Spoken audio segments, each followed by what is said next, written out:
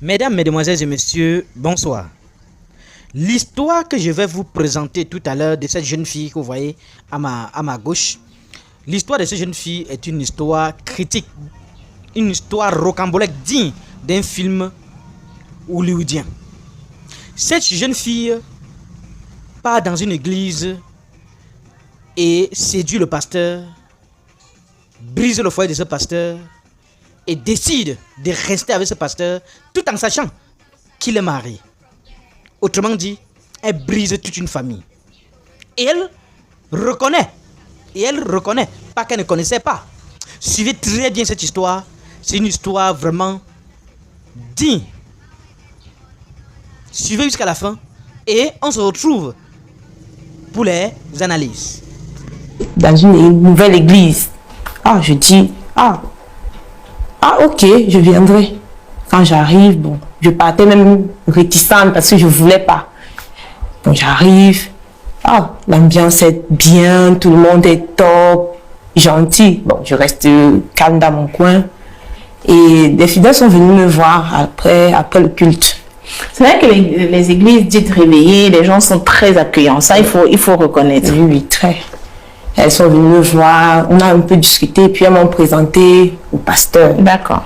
Que j'aimais déjà, que j'appréciais déjà de visu.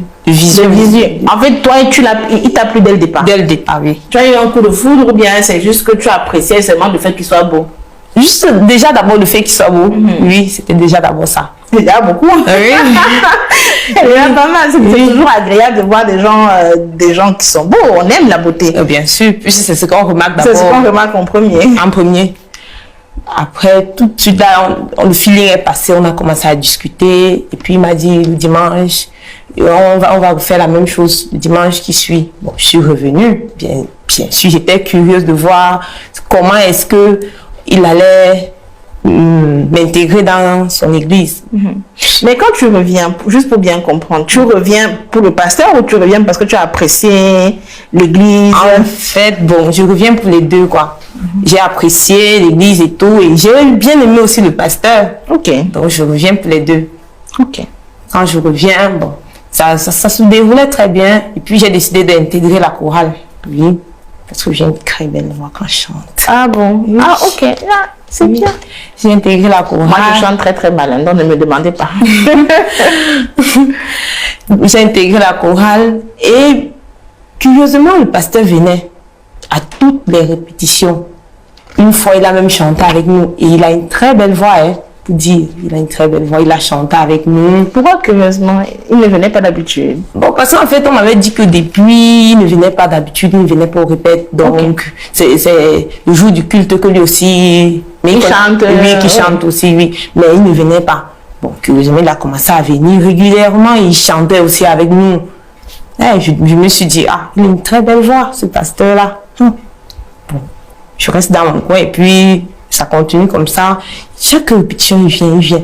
Et lorsque je chantais, j'ai remarqué que c'était un petit regard, mais j'ai dit non, il est marié, ça peut pas être ça. Non, je me fais des films, dis donc. Mais c'était pas ça.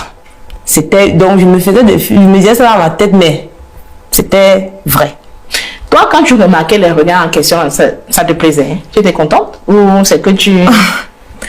Toutes les femmes aiment quand on les remarque. Toutes les femmes aiment ça. Ça me faisait bien plaisir. Ça dépend lesquelles. Ça dépend lesquelles femmes, mais bon.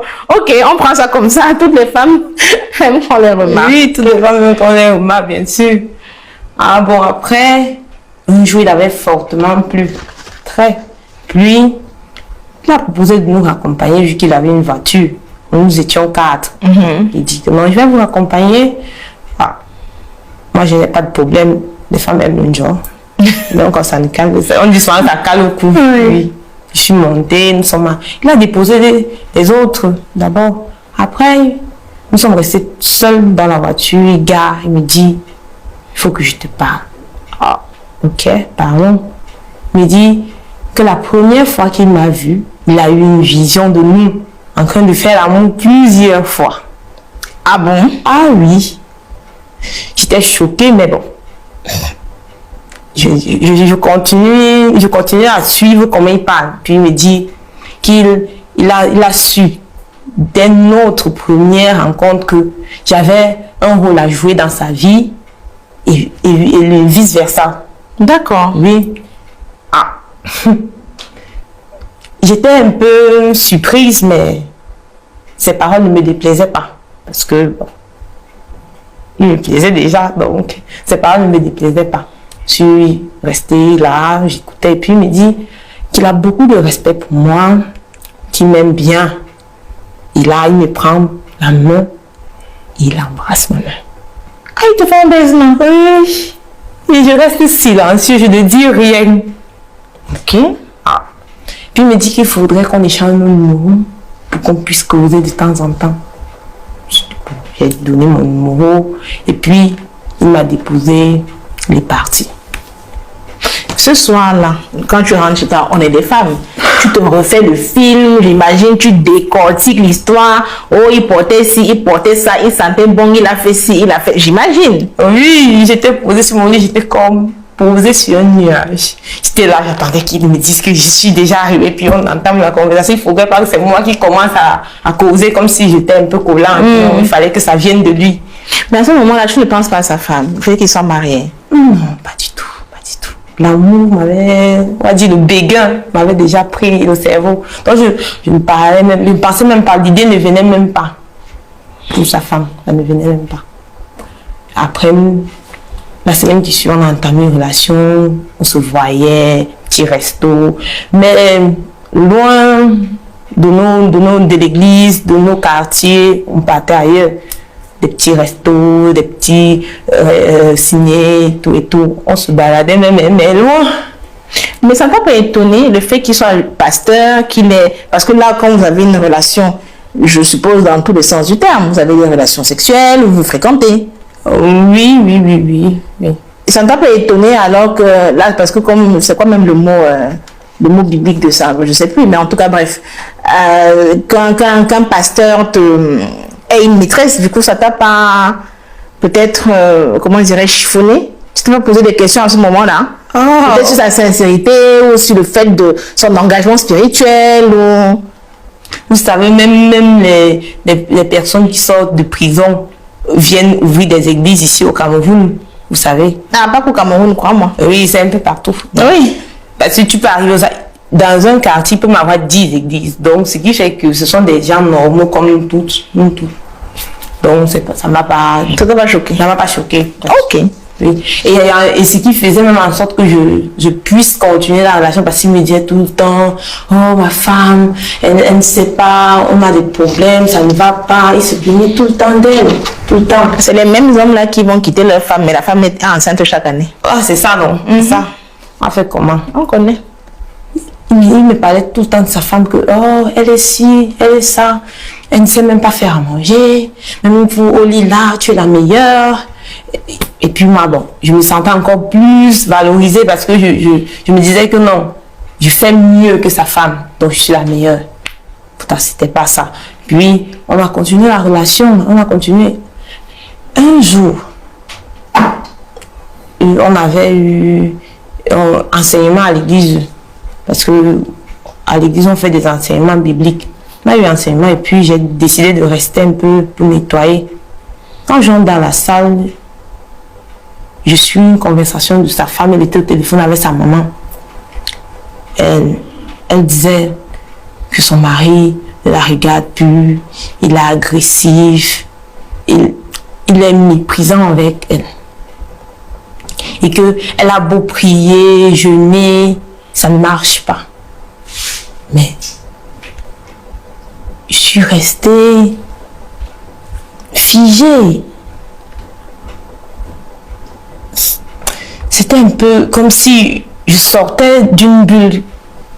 Parce que c'est comme s'il m'avait enfermée dans une bulle et je sortais de là. Mais je suis restée comme ça. Elle me dit, et les enfants, il n'est jamais là. Il ne gère même plus les enfants. Pourtant, il était un père attentionné, un mari très, très gentil. Et puis maintenant, il est violent, il ne les gère pas. Il a même du mal à donner de quoi manger à la maison. Ça m'a brisé le cœur en fait, Grâce.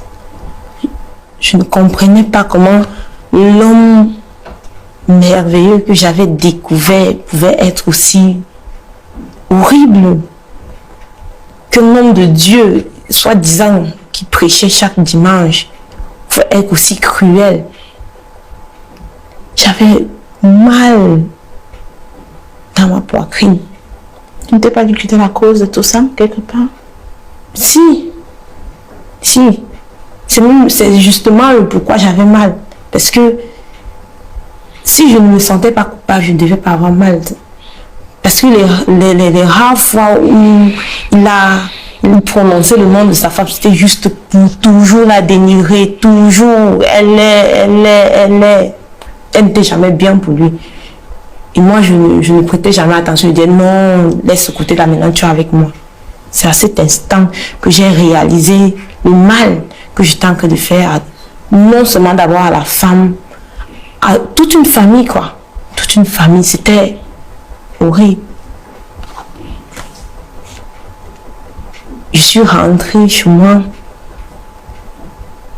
Vous savez, quand vous êtes amoureux, là, c'est comme... Vous voyez les papillons partout, tout le monde est beau. Mais c'est comme si j'étais tombée de haut, pape, comme une crêpe tombée. Je ne savais même pas comment me tenir, comment faire. Et je ne pouvais même non plus en parler à aucune de mes sœurs, parce que c'était une relation secrète. Donc la douleur était là. Je vivais ça toute seule. Vraiment, quand je suis rentrée à la maison, je n'arrivais pas à croire. Après tout ce qu'il m'a dit, tous les projets, il avait même les projets de quitter sa femme, qu'on allait se marier, mais il me disait que non. Et à chaque fois, il me disait non, j'ai une vision de ceci, de toi et de moi, à la mairie. Oh, moi j'étais toujours flattée. J'ai eu une vision de ceci, avec toi, en train d'aller dans un autre pays. Moi j'étais contente. Je suis un petit nuage. Après tout ce qu'il m'a dit, je me rends compte que c'était un manipulateur qui nous avait manipulés tous les deux, que ce soit sa femme, que ce soit moi. Il nous avait utilisés. Parce que Mais toi tu t'es... Excuse-moi, c'est juste pour bien comprendre. Quand tu te mets avec lui, tu commences votre relation. C'est parce qu'il te plaît ou alors c'est parce que tu crois en ses visions? C'est déjà d'abord parce qu'il me plaît. Okay. Que je me mets avec lui. Et après, les visions viennent bien après. Parce que je me rends compte que les visions, là, c'était même d'abord des foutaises. Ça veut dire qu'il me mentait. Reste à savoir s'il a vraiment ces visions-là. Donc, quand je suis arrivée à la maison, tout ça, là, s'est mélangé dans ma tête. Et les voyages, et les soucis. On me partait même souvent à Kribi, hein. Même bras dessus, bras dessous. Je ne sais pas s'il fait ça avec sa femme, mais il a même déjà eu à faire ça. Ça n'allait pas du tout. Donc, tu as commencé à avoir des remords. Bien sûr. C'est même à l'instant où j'ai suivi sa femme parler que les remords sont venus. Mais qu'est-ce que je suis en train de faire? C'est une famille que je suis en train de briser. Mieux que je ne sois pas la cause. Mais déjà lorsque je suis dedans, ça veut dire que j'ai prémédité ça. Voilà enfin terminé cet extrait de vidéo. Et vous avez bien noté, ici c'est une jeune fille qui part expressément dans une église, séduit le pasteur et retirer ce pasteur ou bien briser le foyer de ce pasteur qui était déjà marié. Si tu es nouveau, abonne-toi et dis-moi ce que tu penses en commentaire. C'est toujours un plaisir de vous lire dans les commentaires. À très bientôt.